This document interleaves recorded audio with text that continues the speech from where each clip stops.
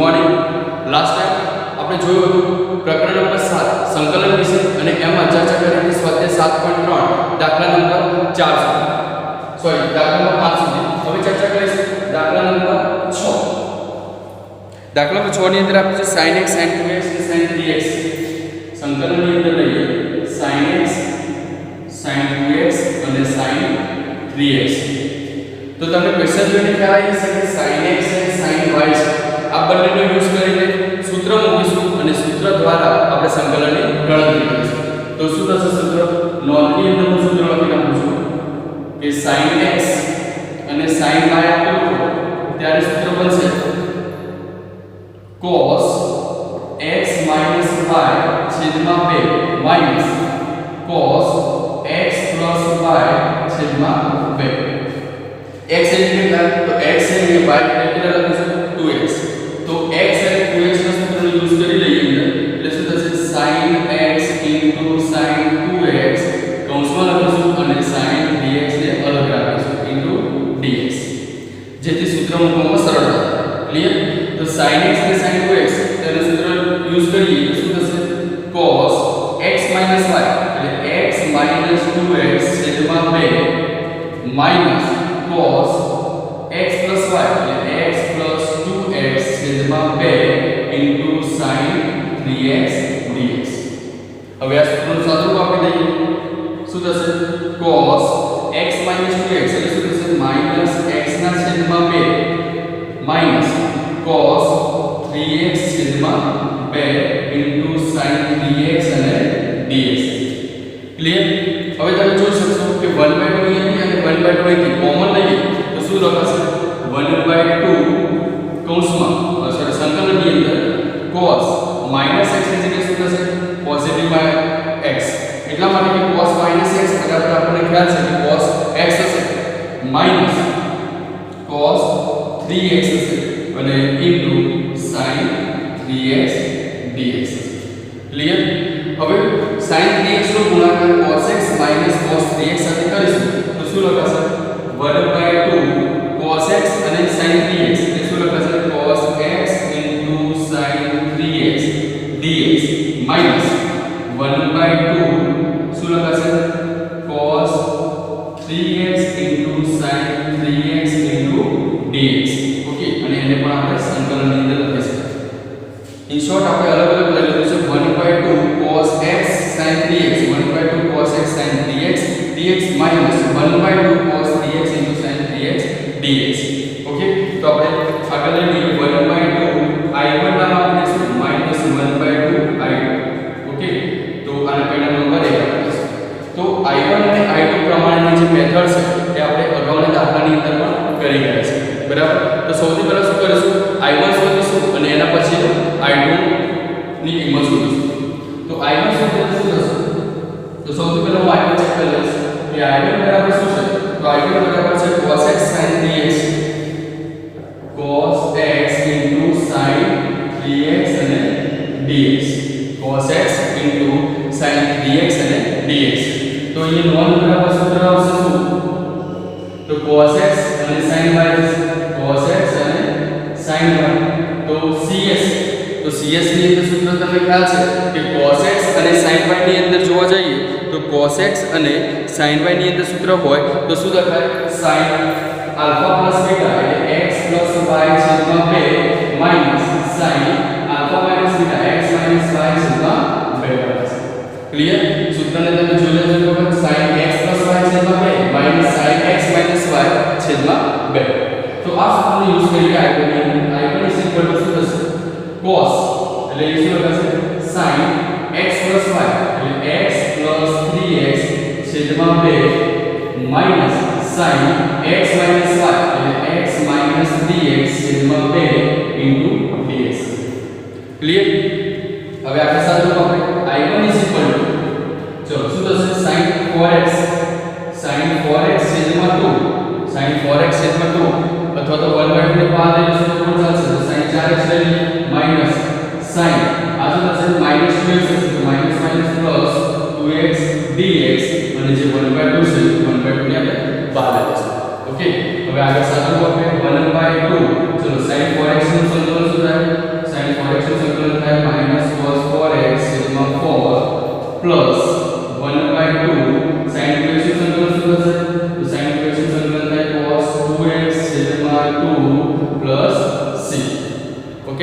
Minus plus નું સાદું રૂપ આપી દઈએ તો શું લખી શકાય minus 1/r cos 4x plus minus minus 1/4 cos 2x plus c તો આ જે જવાબ તૈયાર કર્યો છે તો કોનો છે i1 એટલે આપણે પરિણામ નંબર 2 એટલે આપણે શું કરીશું પરિણામ નંબર જે 2 નો જવાબ છે ત્યાં મૂકીશું પરિણામ નંબર 1 ની અંદર જે જગ્યાએ i1 ની કિંમત મળશે ઓકે તો આટલું સુધી રાઈટ ડાઉન કરી નાખો એના પછી જોઈશું i2 નું સંકલન ઓકે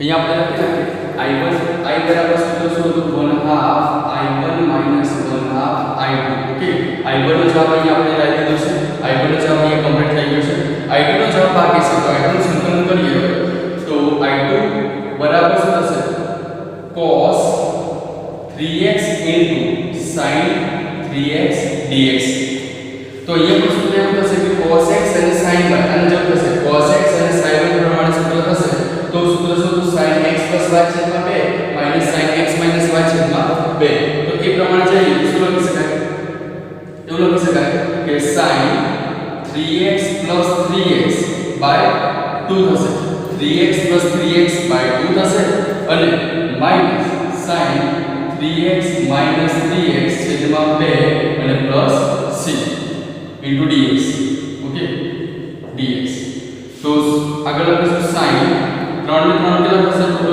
6x છેદમાં 2 માઈનસ sin એ શું થશે 0 છેદમાં 2 into dx ક્લિયર તો આ તો આપણું પદ શું થઈ જશે 0 થઈ જશે એનો મતલબ ચાલ શું હશે 1/2 sin 6x dx હશે અને એનું સંકલન લઈ લેશું તો 1/2 sin 6x નું સંકલન શું થશે માઈનસ cos 6x છેદમાં 6 પ્લસ c થશે અને સાદું રૂપ આપ્યા તો minus 1/12 cos 6x plus c okay તો અહીંયા પરિણામ નંબર 3 બરાબર તો પરિણામ 2 જે છે એ પરિણામ 2 ની કિંમત ક્યાં મૂકી દઈશું પરિણામ નંબર 1 ની અંદર અને પરિણામ 3 ની કિંમત પણ પરિણામ નંબર 1 માં મૂકીશું એટલે આખો જવાબ ક્લિયર થશે કઈ રીતે થશે તો i 1/2 i1 કેટલા છે તો i1 નો જવાબ છે -1/8 છે -1/8 cos 4x -1/4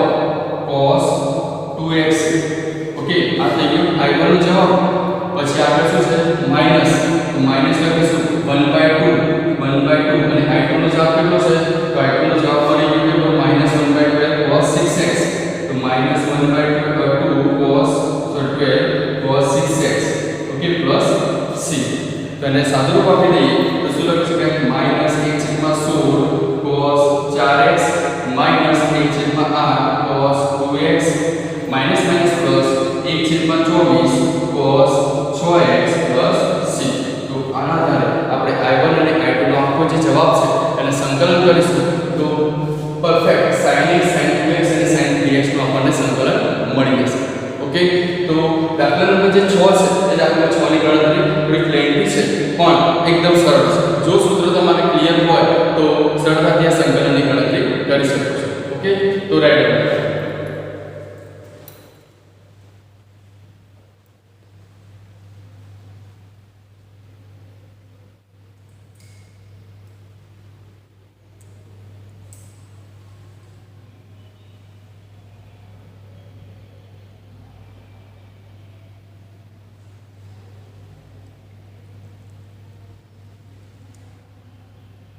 હવે જોઈએ દાખલા નંબર 7 દાખલા નંબર 7 માં આપેલું છે sin 4x અને sin 8x i બરાબર લઈએ સંકલનની અંદર i sin 4x અને sin 8x બંને ગુણાકારમાં છે અને dx તો આપણે વિચારીએ કે sin x અને sin y આપેલું છે તો sin x અને sin y નું સૂત્ર છે આપણી પાસે તો એનું સૂત્ર છે નોન ની અંદર લખું છું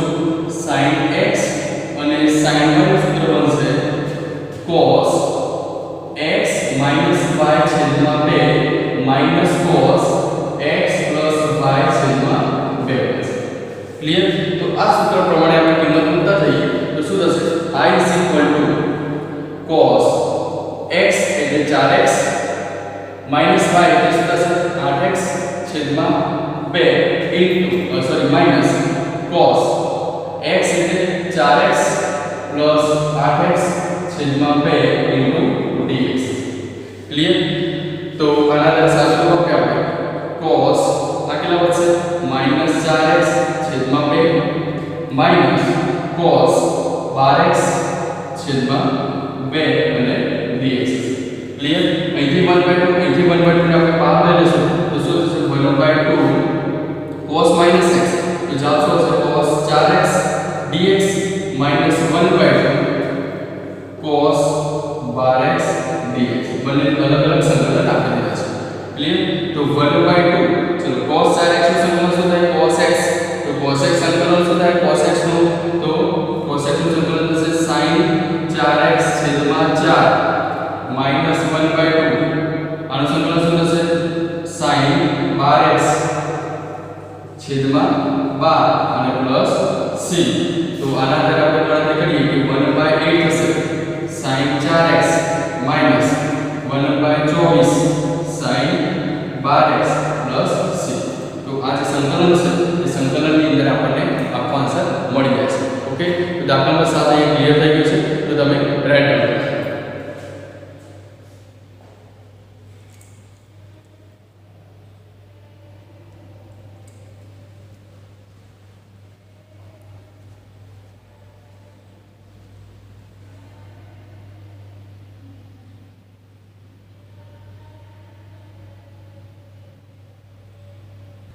હવે જોઈએ દાખલા નંબર 8. દાખલા નંબર 8 એની અંદર આપણે I સંકલનની અંદર 1 cos x 1 cos x છેદમાં 1 cos x અને dx આપ્યું છે. તો અત્યાર સુધી જેટલા દાખલા ગણ્યા છે આપણે દાખલા નંબર 1 થી લઈને 7 સુધી એની અંદર નોર્મલ સૂત્રનો યુઝ કર્યો છે. તો અહીંયા પણ એવું થશે, સૂત્ર યુઝ થશે. કયું સૂત્ર? કે 1 cos x અને 1 cos x. તો અહીંયા હું સૂત્ર લખીશ નોંધની અંદર કે 1 cos x તો શું લખી શકાય? 2 sin square x by 2 લખાશે અને જો 1 cos x હોય તો 2 cos square x by 2. આ સૂત્ર તમે ધોરણ 11 અને ધોરણ 12 ના બીજા ચેપ્ટરની અંદર તમે સમજી લેશો. ઓકે, તો આ સૂત્રનો યુઝ કરીએ કે I શું લખી શકાશે? 1 cos x તો એની જગ્યાએ લખાશે શું? 2 sin square x by 2 અને 1 cos x એની જગ્યાએ શું લખાશે? 2 cos square x by 2. અહીંથી 2 કટ થઈ જશે into dx. ઓકે, તો હવે જો sin square x અને છેદમાં cos square x તો sin square x છેદમાં cos square x તો એની જગ્યાએ શું લખાય? tan square x by 2 into dx. હવે તમને ખ્યાલ છે કે tan square x by 2 નો આપણી પાસે સંકલન નથી. તો tan square x ને શું લખાય શકાય? તો tan square x ને લખી શકાય આપણને ખ્યાલ છે કે sec square x minus tan square x is equal to શું થશે? 1 થશે. sec square x minus tan square x is equal to 1 માટે tan square x બરાબર શું થાય? તો sec square x minus 1. તો આ પ્રમાણે લખીશું. કેમ એવું? કારણ કે sec square x નું સંકલન ખબર છે આપણને શું થાય?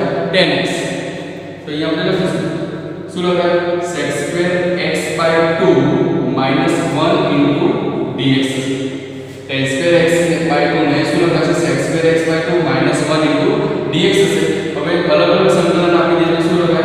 sec square x by 2 dx minus 1 into dx. Clear?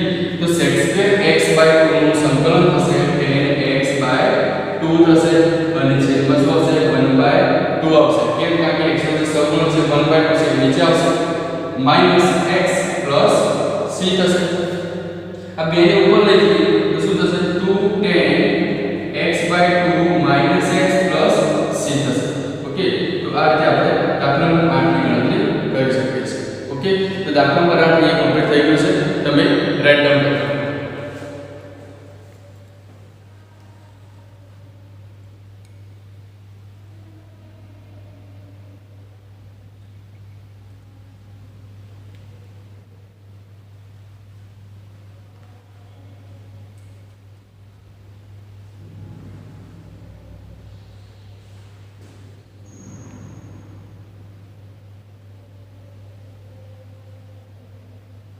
હવે જોઈએ દાખલા નંબર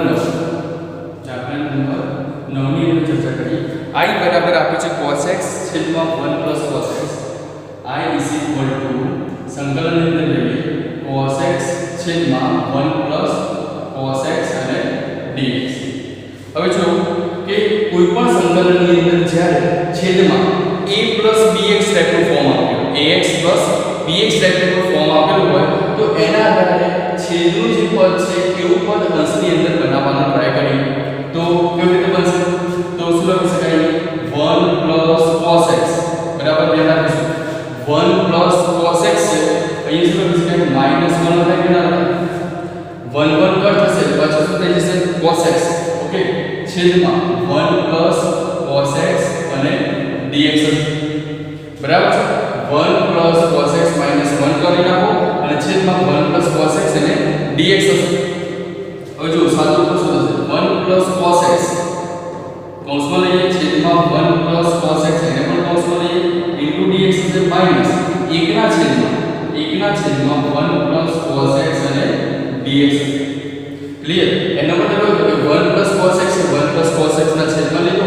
અને 1 છે એના છેદમાં 1 cos x તૈયાર તો એ શું થશે 1 ઇન્ટુ dx માઈનસ 1 ના છેદમાં 1 cos x તો આપણે અગાઉના સૂત્ર જોઈ ગયા છે 1 cos x બરાબર શું થાય 2 cos square x by 2 into dx okay તો સાદું રૂપ આપણે જોઈએ 1 નું સંકલન શું થાય x minus 1 by 2 હવે ધ્યાન રાખીશું 1 by cos square એટલે શું લખાય sec square એટલે અહીં લખાશે sec square x by 2 into dx clear આનું તો સંકલન તૈયાર છે તો x minus 1 by 2 અને sec square x by 2 નું સંકલન શું થશે 10x by 2 છેદમાં 1 by 2 plus c 1 by 2 કેમ આવશે કારણ કે x નો જે સહગુણક છે 1 by 2 એ આવશે અથવા તો તમે t નો આદેશ તરીકે લઈ લો તો પણ આ જ ગ્રાફ આવશે ઓકે તો x minus આ બે ઉપર જશે તો 2 છેદમાં 2 4 હશે 1 એટલે શું લખાશે